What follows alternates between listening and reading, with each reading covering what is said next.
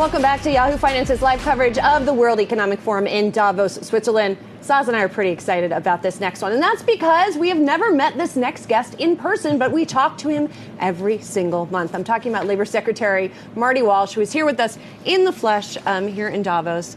It's so good to see you here in person. So good to meet you in person. Very scenic, very nice. It looks nice, you know, it's beautiful. Beautiful background here. Yeah, and this is your first time in Davos. So talk to us about what you're trying to accomplish here and why you're here. You know, anytime you get a chance to come to something like this is a little different, the World Economic Forum, but it's about sharing best practices. It's about networking, marketing, all that stuff that you do. And as a federal government, you know, the conversations have been a lot of different conversations here, from workforce development to job training to skilling up. I've had a chance to talk to the minister from India, the minister from Italy, companies, things like that.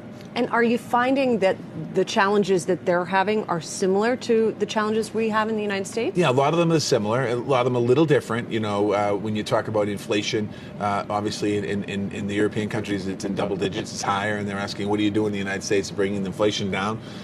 We're talking about, you know, in India, they're talking about education and looking and reimagining K-12 education and you know, I'll bring that back to Secretary Cardona. And so it's really a lot of those conversations and talking to a lot of companies about, you know, companies that are working in the United States, what they need, and asking them what can we do better as a government? What can we do better as the Labor Department, Commerce Department, and working with my colleagues in the cabinet. What are they telling you? Sorry. No, they really, you know, I think a lot of them are very happy with the relationship between Commerce and Labor, and they've never seen that before. And myself and Secretary Mundo and our teams work closely together. And they're saying this is very different of a feel in government. It's usually Commerce over here, Labor over there, and having the two of us together working, thinking about the future of work and getting people skilled up is really important. You're constantly traveling around, visiting businesses, in large part, still creating jobs. Tesla, you name a lot of manufacturers creating jobs in this country. The vibe here is that we are near a recession, or some executives I've talked to, we are in a recession. Are you surprised by that tone? Until you talk to, as we said off camera, until you talk to them one-on-one, and they're all like, oh, my business is great. I did have a meeting with one big corporation in this country, in America, today, and I asked him the question. I said, well, what do you feel? He said he didn't feel that we're headed towards a recession. He thinks that just this economy is very, you know, it's there's a lot of buzz around it because of the stock market, because of labor participation, because of inflation, and there's a lot of buzz. But he thinks that we're still going to continue into a strong 2023. This is from a business, not from right. You know. One of the things that we've talked to you consistently about is immigration in the U.S. and the importance of getting foreign workers into the United States. Have you been having conversations about that with some of the foreign leaders, for example, who are here? And what's their view on what should be maybe the free flow of labor across borders? It came up today in a conversation. And, you know, when you think about immigration and you think about other countries, in a lot of ways, in the United States, we're at a disadvantage because other countries have ways to import immigrant workers into their countries for big tech jobs, for you know, working in restaurants, and we don't have that pathway, at least a big enough of that pathway.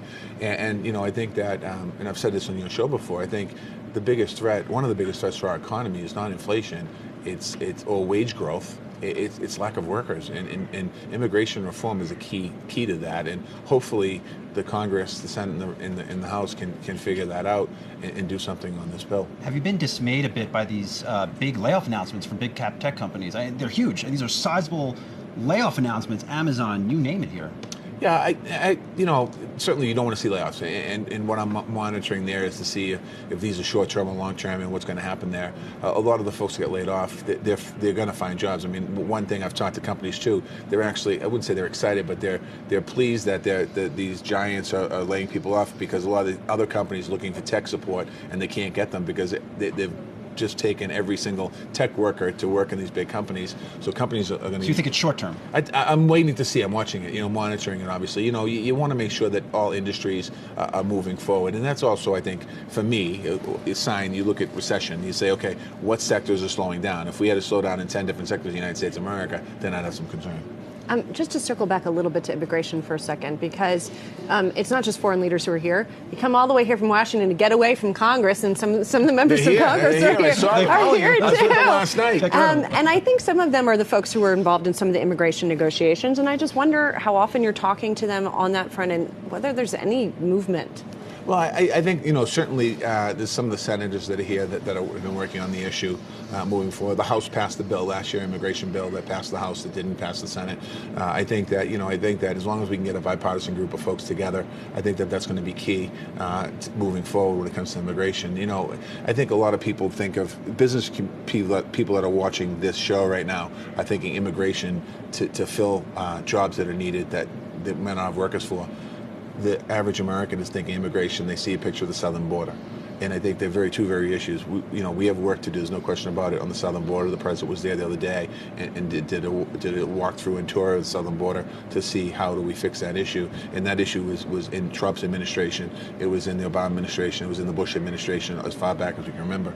But I think we have to separate the issues, deal with the southern border, but really think about our economy and immigration, and how do we pass a bill where people that come to the United States of America, they're educated, when they graduate, if they don't get a visa, they don't get thrown out, but they have to go back home.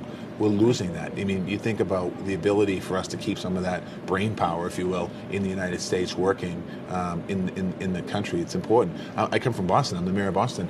We have 28 college universities inside the city of Boston. Many tech companies in Boston would love to be able to hire, if they can't hire enough students, to get some of the foreign students to come and work for those companies. And that's important for our ecosystem. And people might say, well, we don't need them. No, we do. We have more jobs than people. So we need the people. Mr. Secretary, it sounds like you still have a lot of work left to be done in this administration. Do you want to serve in the administration, assuming that President Biden runs again and he is reelected? That's up to President Biden. Okay. That's up to President Biden. But there is a lot of work to do. And when I'm done here tomorrow, I'm going to Austria, and I'm going to be touring some companies about their apprenticeship programs and really thinking about how those programs work and creating pathways. So we still have a lot of work to do in this administration. You're not going anywhere. We're not going too far ahead. We're not looking too far ahead right now. Okay. We're taking this a day at a time. Okay. Marty Walsh, again, great to see you in person. Great to talk to you in person. No Dunkin' Donuts here. I apologize. Yeah, there's no Dunkin' Donuts. It's all right. The coffee here is pretty good. Coffee is pretty good. I'm not complaining about the lack of Dunkin' Donuts. No, exactly. Labor Secretary Marty Walsh, thanks so much. Thank you. Appreciate it.